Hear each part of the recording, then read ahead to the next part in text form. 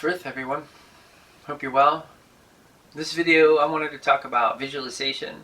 I mentioned it in the Connecting with the Runes video. At the very end, I go through the steps that I work with when it comes to visualization. But I wanted to honor this practice with its own video and also to expound on it a little bit. So in my Rune Yoga book, I mentioned two levels of connecting with the runes, but really the first level in the book is I have it in two distinct steps. The first step is just to visualize the runes, so it could just be on a piece of paper.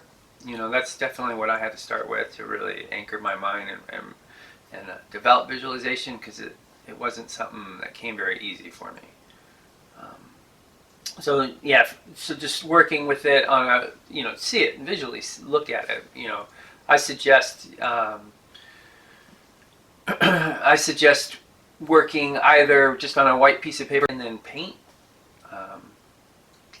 the runes, in a pretty big, so that as you put it on the wall and you just kind of stare at it and you really just work on familiarizing yourself with the shape and having it so that it imprints on your mind, so that when you close your eye, you actually see the rune, right, as the opposite of the color of the paper. So it really comes out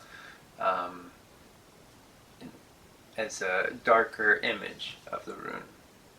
And then just keep working with that, until you're able to close your eye and outside of the leftover shape, but you're actually able to visualize the rune in your mind's eye, its color, and even if you painted with a brush, try maybe even with a rough brush, so that you can have a texture to the rune, and so that as you visualize it, familiarize yourself, like train yourself to hold that image in your mind and really bring it into detail. Because the detail, that's the most important, because as you really refine your focus, what happens is, like, the external sensations and sense experiences kind of muffle out and kind of get pushed into the distance of the mind, and the focus continues to refine and refine until that's all there is in the mind's eye, is this image. And as you continue, you're working now, bringing in some breath. You can work with Galder, but not really like strong Galder, but really just a subtle inner sensational sound of the Galder, and you want to work with it so that it actually is vibrating your body, oscillating the body's energy. And so that as you continue to focus on the rune, you bring it into yourself. So now this is in the book, I kind of just jumped to this stage. So the first step is just basically being able to retain the runic shape in the mind's eye, like be able to hold it in your mind's eye without it like moving around or kind of melding into something else or whatever. Like, just be able to steady the mind and the visualization on the runic shape. Now the second stage is to actually become the rune. And so you're working with the breath. One value of working with the breath, and again, this will be a video I'll talk about later on. But in the gist of it, working with the breath helps to move the energy, right? Because you're using your conscious focus, your mind's eye, to tap into the energy, and you're working with the breath to kind of like give it, it could be a bellows where it builds it, or it could be just something that kind of gives it a flow, so that it helps you connect with the energy and being able to use the mind and breath to direct it in whichever way that you see fit. So, and then the Galder is helping to oscillate the body's energy. And all of this with the aim of bringing the consciousness to become the rune. So like the rune itself is not something you externally visualize now or just see with your eyes, but it is you. You are that energy, right? You've tapped into that energy, and that's why it's that's kind of why I wanted to give visualization its own video, because it is very important in order to bring you to that state. And then the third stage of working with visualization with the runes, and this is not something that I do every practice for sure, because but anyhow, so what we're seeking to do is align our energy with what the rune is pointing to. Like, the rune represents, of course, some physical, tangible thing. For Feu, it's cattle, right? It literally points to some physical thing, which was very important to our ancestors' life experience, right? But it also points to something bigger, right? And in the sense of Feu, just on the physical side of things, it's just about movable wealth. It's about having this security and sense of prestige and power, and because you have this very tangible, real thing that people need, and that represents a sense of wealth.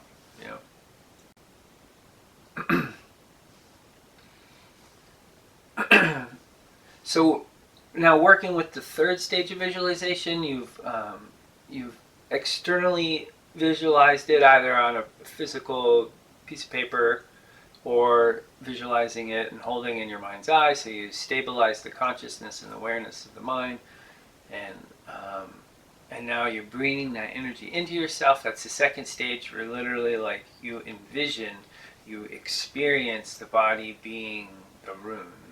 And you do this with the help of the breath, which I'll talk a little bit more in the energy video in a couple weeks, but but you utilize the breath to help kind of stimulate and circulate the energy. You can also use it as a bellows. I mean, there's different breathing techniques, and I'll talk about that also in another video.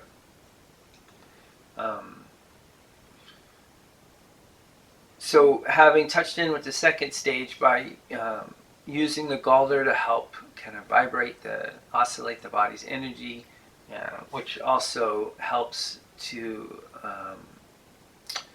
loosen our sense of self through consciousness, so that our consciousness becomes a little bit more, what would be the word, kind of pliable and mutable in a sense. Right, and so we're working with the energies of the body, getting it flowing, using the breath as a major tool in that. We have anchored the mind and utilized the Galder to really oscillate and connect with the runic energies.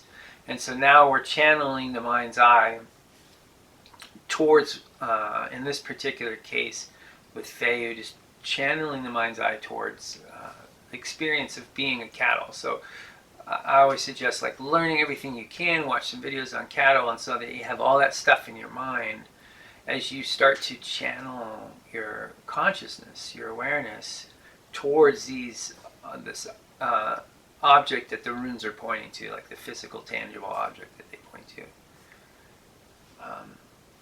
So you're pushing the energy, the mind, all of that is pushing towards and funneling towards cattle, right? To the experience of being a cattle, and really allowing your sense of self to loosen up.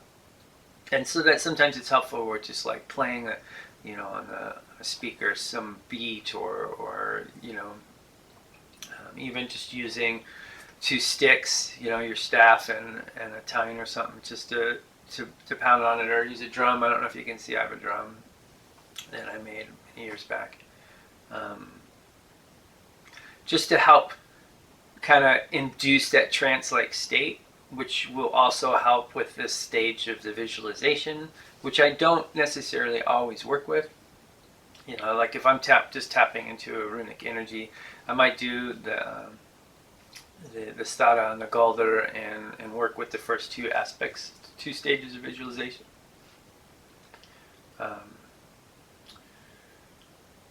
So as you do this, as the mind's sense of self loosens, as consciousness kind of becomes more mutable, as the body and all the energies are channeled towards and through into this space. When you go into that space and all of this comes through the mind's eye, like as you're residing or you're abiding within the mind's eye, then in my experience, when I'm at that state, my sense of consciousness as self, as me, has dissipated, and what is that I actually am experiencing consciousness from the cattle's perspective. So as I'm in that state of mind, the sense of me is not present. I am that. And that this practice, this practice does a lot of stuff. Two things in particular that I found pretty powerful is that it expands consciousness, the experience of consciousness. Like, it's consciousness now for me is no longer just stuck in this body. Like, this is not just me. I can expand my consciousness to touch in with many different things, or at least in my experience I've touched in with many different things. And then the second thing that this really helps with is to open ourselves to another power of energy, another force of energy. And that's like, to me, that's like the fullest experience of working with the runes, just in themselves and connecting with the energy. That to me is like the final kind of stage of it. And then at this point, it's just really, working on utilizing those energies for whatever you want, which I'll talk a little bit about in a video on magic I'm going to do in a couple weeks.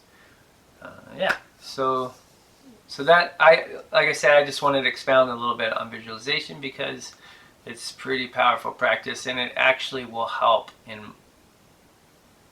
exponentially. It helps. Like if you're trying to accomplish something or cultivate yourself, working with breaking a habit or building new ones or stuff, being able to touch into that fullness of the runic energy, and then as you've tapped into it now, you're like, a channel for that energy to flow through. Now the next step is working with, whatever rituals or intentions or meditations, or that's it. You just tap into it and you get along with your day and just see what happens, because that's really a fun experience too, because things happen.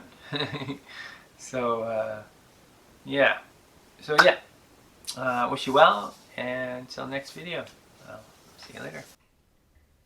Odin, Thor, Freyr, Freya, Sif, Frigga.